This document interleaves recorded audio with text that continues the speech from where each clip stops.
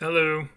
I'm gonna talk about something I was working on last night, and I've been calling it a lambda operation, and it's a way to get the length of various objects within the monodic universe, the number of monodes, the number of polynodes, or the number of neighborhoods.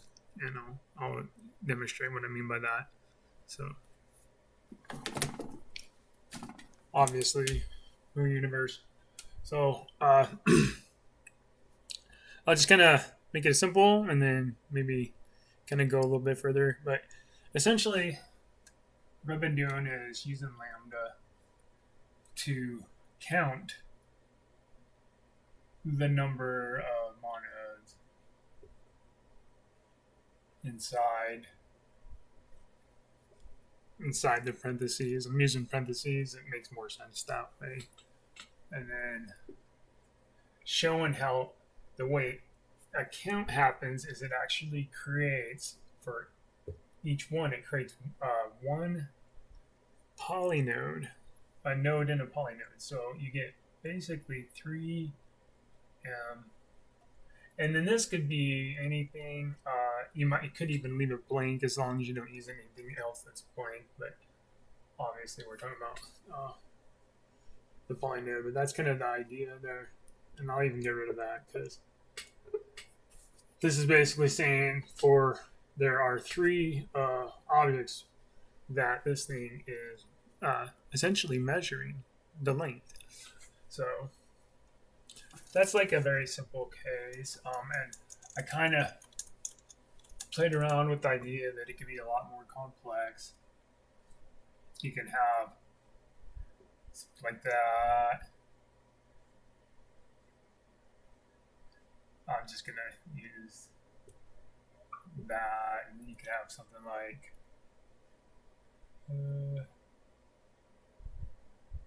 let's just do this number, and then boom. Obviously, so it's not going to go in here and say that this is two objects or anything like that. It's basically just going to count it all, each individual part, if you will, which then gives you that 3M idea. So, which is kind of the I was showing you before that this was a good way to shortcut when we were working with strings to shortcut how to show a polynode in a string. But I've been using it a lot, and I think I'm going to keep it. But that's a good way to actually get a value. So then you can use that. We'll just give it a this, and then you could actually use that with I think here gamma, right? And then you get the whole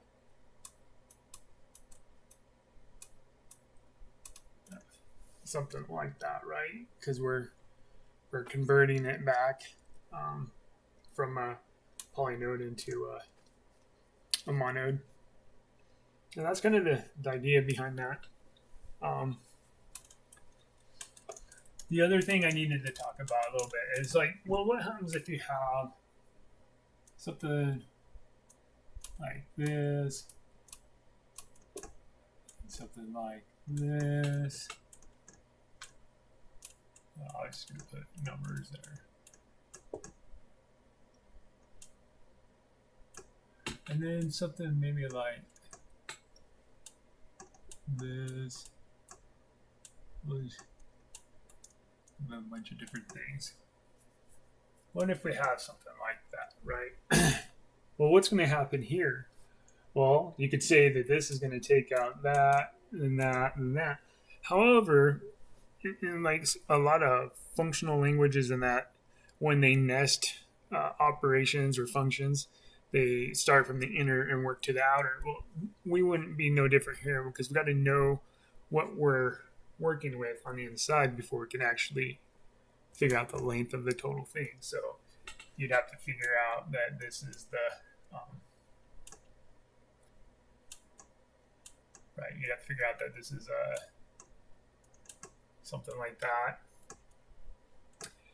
You'd have to figure out that this is, and we'll just give it a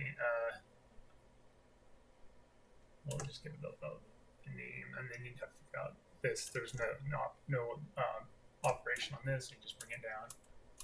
We still have all that, and then there's no other operations in there, so then you can actually figure it out that that's,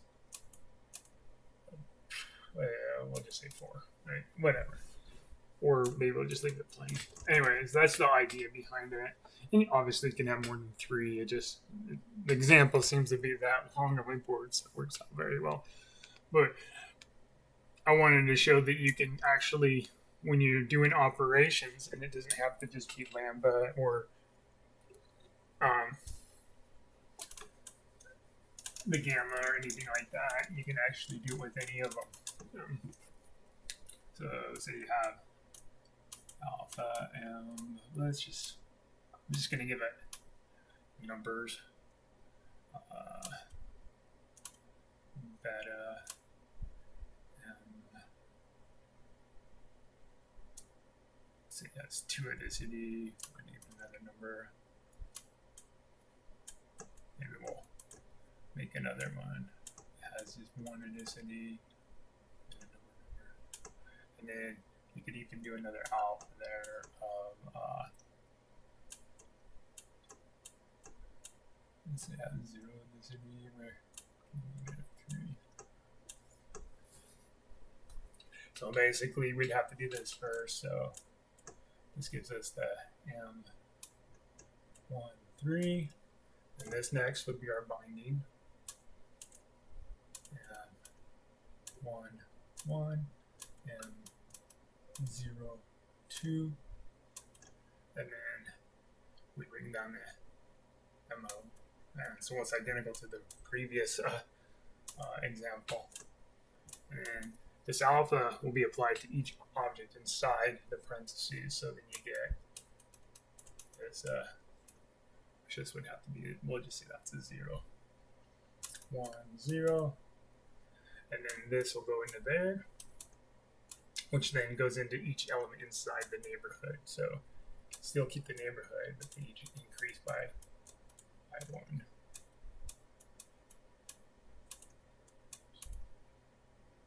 And then this one right here, which gives you the M2, 3.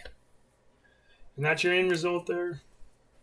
So just to show that you can do this, but you're going to do the inner inside the parentheses out, and then this can be nested any depth. I'll show that too. I'll do it with a simple example with alpha.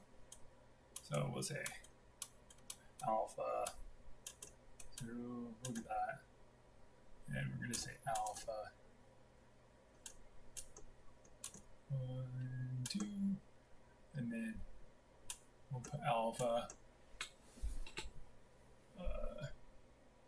M2, which is a 0. Okay, there's that. That's that parentheses. And then here's the outside parentheses. And then, so we do the inner. So we'll do M1, 2. And then we're going to bring this M2, M21 down. Then we'll do that. So right here, this brings it at another adicity. And then bring this down. And obviously, this outer alpha right here gives each one an adicity.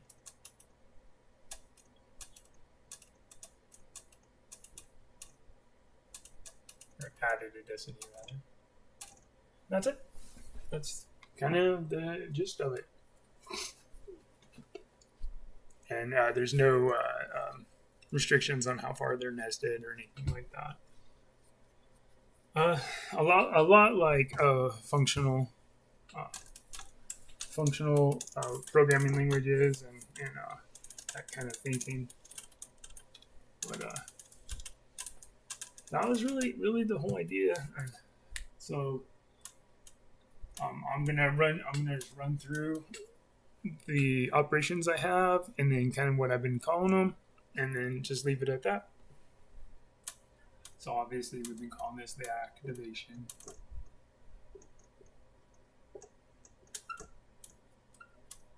Binding. I've decided on converting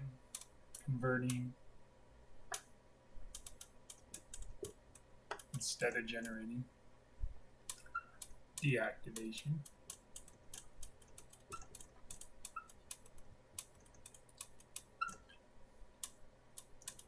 Equivalency.